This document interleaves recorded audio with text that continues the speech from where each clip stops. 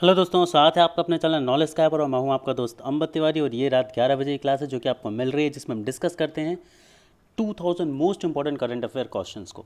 तो दोस्तों, हम इसमें डिस्कस कर रहे हैं आपके लिए 2000 सबसे ज़्यादा इंपॉर्टेंट करंट अफेयर के क्वेश्चंस को, जिसको हम 2019 और पूरा 2020 आप सभी के लिए कवर अप कर रहे हैं। मतलब इसमें 2019 और 20 के मिक्स क्वेश्चंस हैं इस पूरी सीरीज़ में आप सभी प्यारे बच्चों के लिए। तो आइए बिना टाइम को वेस्ट किए हुए स्टार्ट करते हैं हमारी आज की क्लास को। तो आप सभी को पता है ये जो क्वेश्चन है यूपीएससी स्टैंडर्ड पर बेस्ड हैं। आप यूपीएससी ईपीएफ हो, यूपीएससी सीएपीएफ या फिर UPSC common civil services exam की तैयारी कर रहे हैं तो आपके लिए क्वेश्चंस काफ़ी ज़्यादा इंपॉर्टेंट होने वाले हैं। यदि आप नॉलेज स्काई पर नए हैं तो मैं आप सभी को बता दूं कि नॉलेज स्काई इकलौता ऐसा चैनल है यूट्यूब पर जो कि आपको completely free of cost courses provide करा रहा है। और ये हमारा प्रॉमिस है, ना अभी ना कभी हम फ्री पेड कोर्सेज लेकर नहीं आने वाले। कोई भी वीडियो कोर्स हमारा जो होगा वो कभी भी पेड नहीं होगा।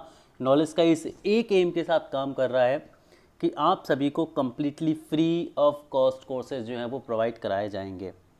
चलिए, तो ये आज हमारा क्लास का 17वां पार्ट है दोस्तों।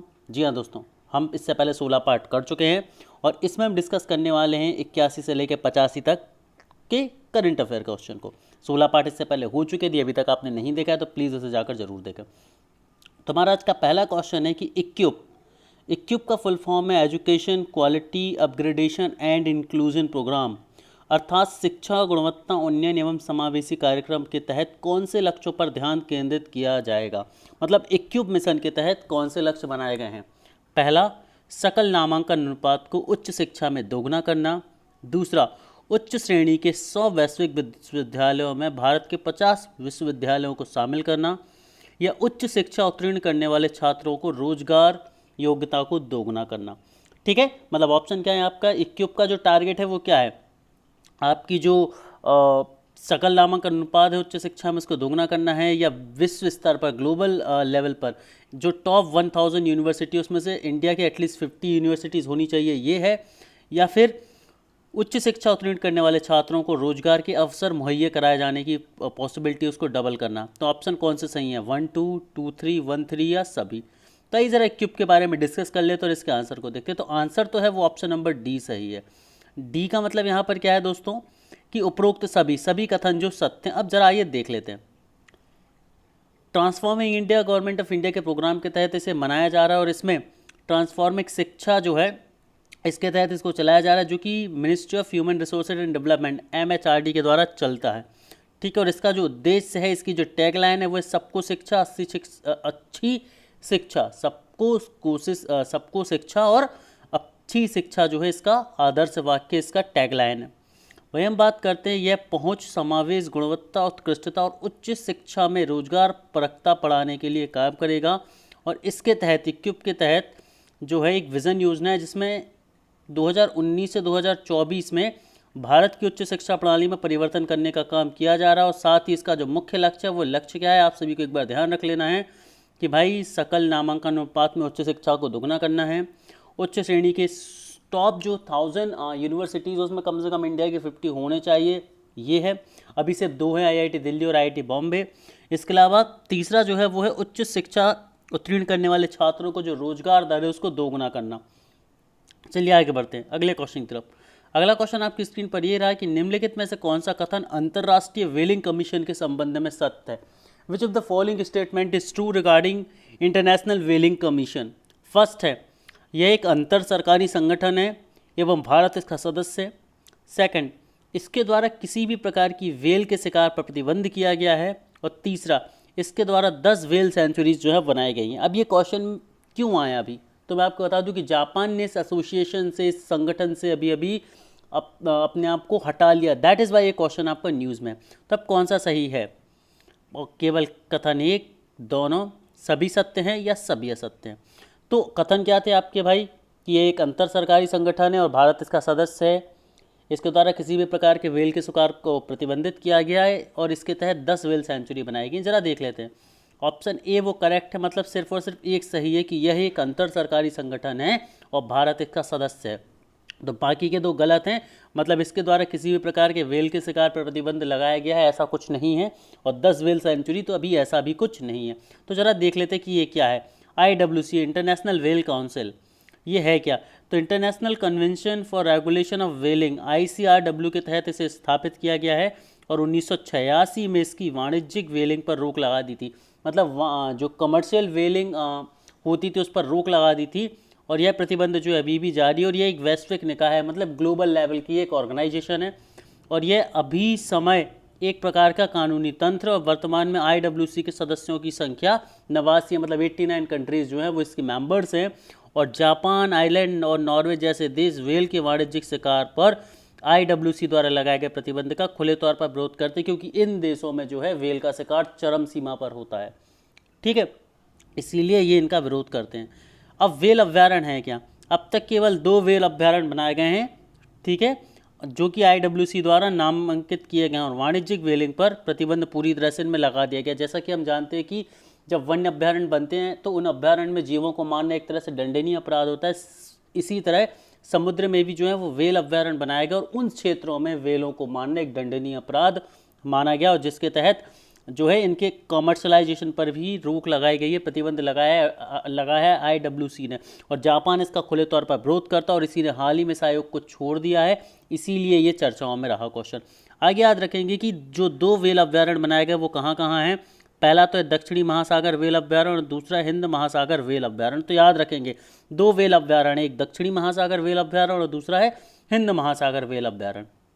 अगले क्वेश्चन की तरफ हम चलते हैं। अगला क्वेश्चन आपकी स्क्रीन पर ये रहा कि निम्नलिखित में से कौन सी भाषाएं शास्त्रीय भाषा का दर्जा रखती हैं? तमिल, तेलुगु, हिंदी, संस्कृत या मलयालम। ये 5 ऑप्शन दिए, इनमें से कौन सी भाषाएं जो हैं वो शास्त्रीय भाषा का दर्जा रखती हैं? तो ऑप्शन है केवल 1 2 3, केवल 4, केवल 3 या 1 2 3 1 2 4 5। ठीक है, जल्दी से देख लीजिए आप आराम से, इसके बाद हम इसकी डिटेलिंग और क्वेश्चन को देखते हैं, आंसर को। तो चलिए ये देखते हैं। ऑप्शन डी जो है वो सही है। डी का मतलब है कि 1 2 4 5 मतलब 3 नहीं है। हिंदी जो है वो शास्त्रीय भाषा का दर्जा नहीं रखती, इसके अलावा बाकी सभी रखती है। देख लेते हैं यहाँ पर। तो मराठी को शास्त्रीय भाषा के रूप में अभी घोषित करने की मांग चल रही है, याद रखेंगे मराठी को मांग चल रही है और वर्तमान में 6 भाषाओं को वर्ष 2004 से 2014 तक के लिए शास्त्रीय भाषाओं का दर्जा प्राप्त है, सिर्फ 2004 से 14 तक के लिए। वह 6 भाषाएं कौन कौन सी ज़रा समझ लीजिए। तमिल जिसे 2004 में क्षेत्रीय भाषा का दर्जा मिला था, संस्कृत जिसे 2005 में क्षेत्रीय भाषा का दर्जा मिला था, कन्नड़ इसे 2008 में क्षेत्रीय भाषा का दर्जा मिला था, तेलुगु जिसे 2008 में क्षेत्रीय भाषा का दर्जा मिला था, मलयालम जिसे 2013 में और उड़िया जिसे 2014 में क्षेत्रीय भाषा का दर्जा मिला था। अब याद रखेंगे कि फरवरी 2014 में संस्कृति मंत्रालय मिनिस्ट्री ऑफ कल्चर के द्वारा किसी भाषा को शास्त्रीय भाषा के लिए निम्नलिखित शर्तें होती है, मतलब कोई भाषा शास्त्रीय भाषा कब बन सकती है उसके लिए कुछ कंडीशन है। तो पहला, इसमें प्रारंभिक ग्रंथों का इतिहास 1500 से 2000 वर्षों से ज़्यादा पुराना होना चाहिए। दूसरी चीज़, प्राचीन साहित्य ग्रंथों का एक हिस्सा हो जिसे बोलने वाले लोगों की पीढ़ियों द्वारा एक मूल्यवान विरासत माना जाता हो। मतलब पहली चीज़ तो यह भाषा 1500 से 2000 वर्ष पुरानी होनी चाहिए। दूसरी चीज़, इसका हिस्सा ग्रंथों में होना चाहिए और इसको बोलने वाले लोग होने चाहिए। और तीसरा, इसकी साहित्यिक परंपरा मौलिकता पर होनी चाहिए। और चौथा जो है, शास्त्रीय भाषा और शास्त्रीय साहित्य आधुनिक भाषा और साहित्य से भिन्न है, इसलिए इसके बाद रूपों के बीच असमानता भी हो सकती है। ठीक है दोस्तों, आगे बढ़ते हम अगले क्वेश्चन की तरफ कि निम्नलिखित में कौन सा कथन प्लान बी के संबंध में सत्य है? प्लान बी के संबंध में कौन सा कथन सत्य है? पहला, यह उत्तर पूर्वी रेलवे द्वारा चलाया गया है। दूसरा, इसमें जंगली हाथियों को रेलवे ट्रैक से दूर रखने की कोशिश की गई है। तो कथन केवल एक सत्य है, केवल 2 सत्य है, दोनों सत्य हैं या दोनों सत्य हैं? प्लान बी के बारे में आइए देख लेते हैं। तो ऑप्शन सी सही है, मतलब दोनों सत्य हैं। मतलब यह उत्तर पूर्वी रेलवे द्वारा चलाया गया है और इसमें जंगली हाथियों को रेलवे ट्रैक से दूर रखने की कोशिश की गई है। ज़रा समझ लेते हैं कि जो प्लान बी है एक मधुमक्खी के झुंड की नकल करने वाली एक एम्पलीफाइंग प्रणाली है। मतलब मधुमक्खी का जो झुंड होता है, ठीक है, वो झुंड जैसी आवाज़ करता है उससे जो हाथी होते हैं वो दूर भागते हैं। ठीक है, तो प्लान बी के तहत क्या किया जाएगा, ऐसे सायरन लगाए जाएंगे जिससे जो रेलवे ट्रैक के पास ऐसे सायरन लगे होंगे जिससे क्या होगा, हाथी उनकी आवाज़ों को सुनकर दूर भागेंगे। क्यों? क्योंकि हाथी रेलवे ट्रैक पर आते हैं तो एक तरह से वन्यजीव की भी हानि होती है और टकराव से जनधन की भी हानि होती है। ठीक है, और हाथियों को पटरियों से दूर रखने के लिए ये उद्देश्य है। ठीक है, और पूर्वोत्तर सीमांत रेलवे को 2018 में वित्त वर्ष के लिए भारतीय रेलवे में सबसे अच्छा नवाचार का पुरस्कार भी दिया गया है प्लान बी के लिए, तो प्लान बी काफ़ी इंपॉर्टेंट है, सभी याद करके रखेंगे। आगे चलते अगले क्वेश्चन की तरफ कि एकीकृत मिसाइल विकास कार्यक्रम इंटीग्रेटेड मिसाइल डेवलपमेंट प्रोग्राम के तहत निम्नलिखित में से कौन सी मिसाइल निर्मित करी गई है। इंटीग्रेटेड मिसाइल डेवलपमेंट के तहत कौन सी मिसाइल बनाई गई है? आकाश, पृथ्वी, त्रिशूल, अग्नि, नाग या बराक। आकाश, पृथ्वी, त्रिशूल, अग्नि, नाग या बराक, इनमें से कौन सी जो है वो इसके तहत बनाई गई है? ऑप्शन ए बोलता है 1 2 3 4 5, मतलब पाँचों। ऑप्शन बी बोलता है 1 2 3 4 1 2 4 5 6। ऑप्शन सी बोलता है 2 4 5 और ऑप्शन डी बोलता है 1 2 4। आइए देख लेते हैं ज़रा। तो ऑप्शन ए सही है, मतलब 1 से लेके 5 तक आकाश बनाई गई है, पृथ्वी बनाई गई है, त्रिशूल बनाई गई है, अग्नि बनाई गई है और नाग बनाई गई है। ये जो 5 हैं ये इंटीग्रेटेड मिसाइल डेवलपमेंट के तहत बनाई गई हैं और बराक नहीं बनाई गई है। अब ज़रा ये देख लेते हैं।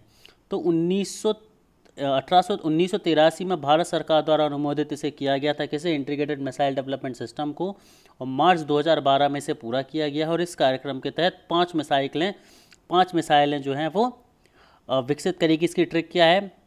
PATNA। पटना आप इसे याद रख सकते हैं। P से पृथ्वी, A से अग्नि, T से त्रिशूल, N से नाग और A से आकाश। से ऐसे याद रखेंगे, पटना से, आप पटना की ट्रिक से, ठीक है। P फॉर पृथ्वी। पृथ्वी क्या है? एक बालिस्टिक मिसाइल है और यह सतह से सतह तक पार कर सकती है और यह लघु श्रेणी में है। A फॉर अग्नि। अग्नि क्या है? विभिन्न श्रेणियों वाली बैलिस्टिक मिसाइल है, अलग अलग रेंज में है ये अवेलेबल। त्रिशूल क्या है? T फॉर त्रिशूल। पटना ट्रिक याद रखेंगे सभी लोग। इंटीग्रेटेड मिसाइल डेवलपमेंट सिस्टम के तहत जो 5 मिसाइलें बनाएंगे उसके लिए पटना जो ट्रिक है वो याद रखेंगे, ठीक है। त्रिशूल जो है कम दूरी की सतह से हवा में मार करने वाली एक मिसाइल है, और नाग जो है वो एंटी बालिस्टिक मिसाइल है, और आकाश जो है ये सतह से हवा में वार करने वाली एक मिसाइल है। और यदि हम बराक की बात करें तो यह एक इजरायली कंपनी द्वारा बनाई गई है, इजराइल द्वारा बनाई गई है, और ये सतह से हवा में वार करने वाली मिसाइल है। तो दोस्तों यहाँ पर हमारे जो आज के क्वेश्चन है ख़त्म होते हैं। आई होप आपको ये क्लास पसंद आई होगी। Thank you very much.